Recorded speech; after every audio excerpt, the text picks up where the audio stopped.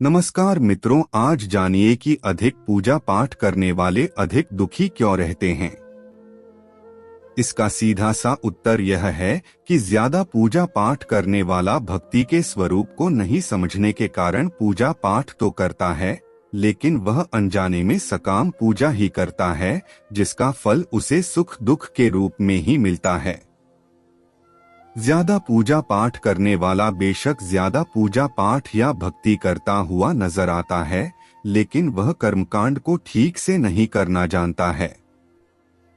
ऐसे में गलती पर गलती करता जाता है। बेशक वह कहता है कि वह कुआं खोदने की बात करता है, लेकिन असल में वह खाई ही खोद रहा होता है।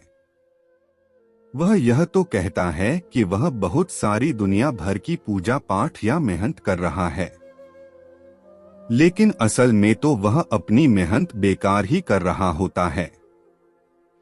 बेशक ऐसा करने में उसका सारा परिश्रम निष्फल चला जाता है। तो एक बात तो यह हुई कि सकाम कर्मों का फल सुख या दुख के रूप में मिलता है।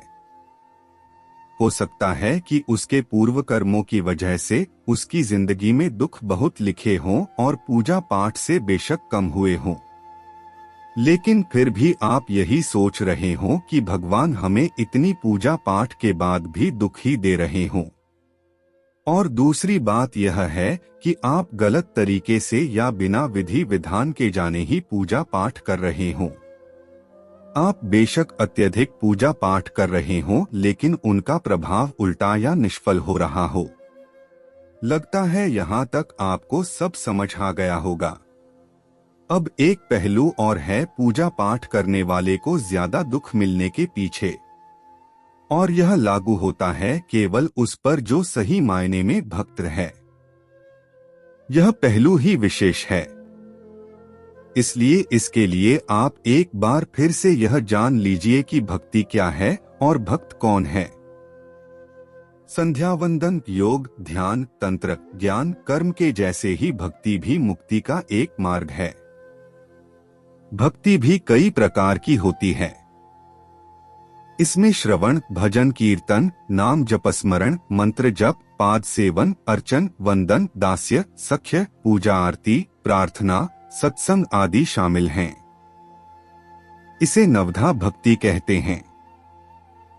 एक आर्त भक्त वह है जो शारीरिक कष्ट आ जाने पर या धन वैभव नष्ट होने पर अपना दुख दूर करने के लिए भगवान को पुकारता है।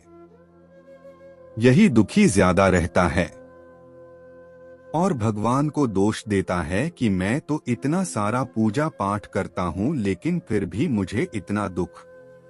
इसकी एक वजह उसका प्रारब्ध भी होता है। 2 जिज्ञासु भक्त अपने शरीर के पोषण के लिए नहीं, वरन संसार को अनित्य जानकर भगवान का तत्व जानने और उन्हें पाने के लिए भजन करता है। यह भक्त भी भगवान से कुछ चाहता है, क्योंकि जिज्ञासा भी तो किसी चीज को चाहना ही है। 3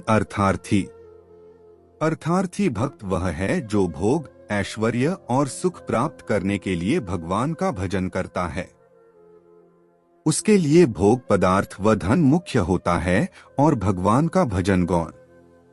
यह भक्त भी सुख दुख पाता है, क्योंकि इसका उद्देश्य भी सकाम कर्म है और सकाम कर्म का फल सुख दुख के रूप में मिलता है।